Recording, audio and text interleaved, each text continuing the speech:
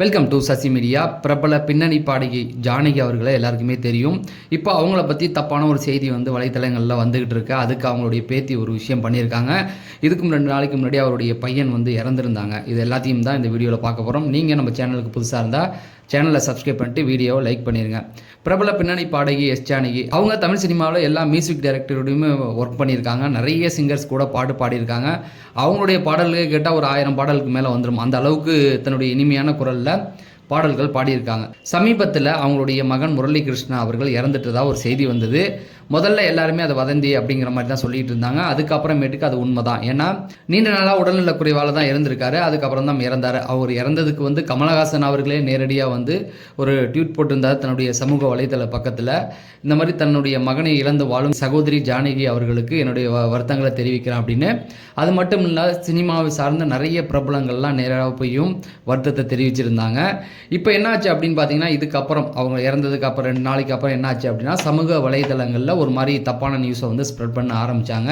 ஏன்னா ஜானகி அவர்களுக்கு உடல்நிலை சரியில்லை, மகன் இழப்பால் அவங்க ரொம்ப மனம் உடைஞ்சு போயிட்டாங்க அப்படிங்கிற மாதிரியும், நிறைய விஷயங்களை தவறான விஷயங்களை அவங்க தப்பான முடிவு எடுத்துட்டாங்க அப்படிங்கிற மாதிரி, உடல்நிலை சரியில்லை, ரொம்ப சீரியஸாக இருக்காங்க, ஆஸ்பத்திரியில் இருக்காங்கன்ற மாதிரி நிறைய செய்திகள் வந்து வந்துக்கிட்டே இருந்தது.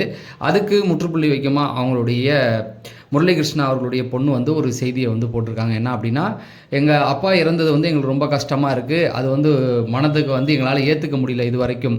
ஆனால் அதுக்காக தப்பான விஷயங்களை நீங்கள் பரப்ப வேண்டாம். ஜானகி அவர்கள் வந்து நல்லா தான் இருக்காங்க. நீங்கள் தவறான செய்திகளை பரப்பி விட வேண்டாம் அப்படிங்கிற ஒரு வேண்டுகோளையுமே வந்து வச்சுருக்காங்க. அதுவும் வந்து இப்போ ட்ரெண்ட் ஆகிட்டு இருக்கு. உண்மையிலேயே ஜானகி அவர்களுக்கு இது வந்து ஒரு கஷ்டமான சூழ்நிலை தான். ஏன்னு பார்த்தீங்கன்னா, இதுக்கு முன்னாடி பார்த்தீங்கன்னா ஒரு வருடத்துக்கு முன்னாடி பிரபல இயக்குனர் பாரதி ராஜா அவருடைய மகன் வந்து மனோஜ் பாரதி ராஜா அவர்களுமே வந்து இறந்திருந்தாரு.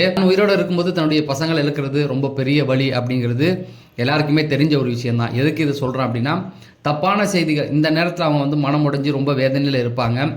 அந்த நேரத்தில் இந்த மாதிரி தப்பான செய்திகளை பரப்பி விட்டு அவங்கள வந்து அவங்களுக்கு இது மன கஷ்டம் இல்லைனாலும் அவங்க வீட்டில் உள்ளவங்களுக்கு இது மிகப்பெரிய துயரத்தை கொடுக்கும். ஏன்னா ஏற்கனவே ஒருத்தவங்க இறந்துருக்காங்க. அப்படி இருக்கும்போது நல்லா இருக்க ஒருத்தவங்களை பார்த்து தப்பான ஒரு செய்திகளை போடுறதுனால என்ன ஆகுது அப்படின்னா, அது இன்னும் ஒரு துக்கத்தை கொடுக்கும். அதனால இந்த மாதிரி செய்திகளை பரப்ப வேண்டாம், நம்ப வேண்டாம் அப்படிங்கிறது தான் நம்மளுடைய கருத்து. தொடர்ந்து உங்களுடைய ஆதரவை தாங்க. நம்ம அடுத்த வீடியோவில் சந்திப்போம். நன்றி, வணக்கம்.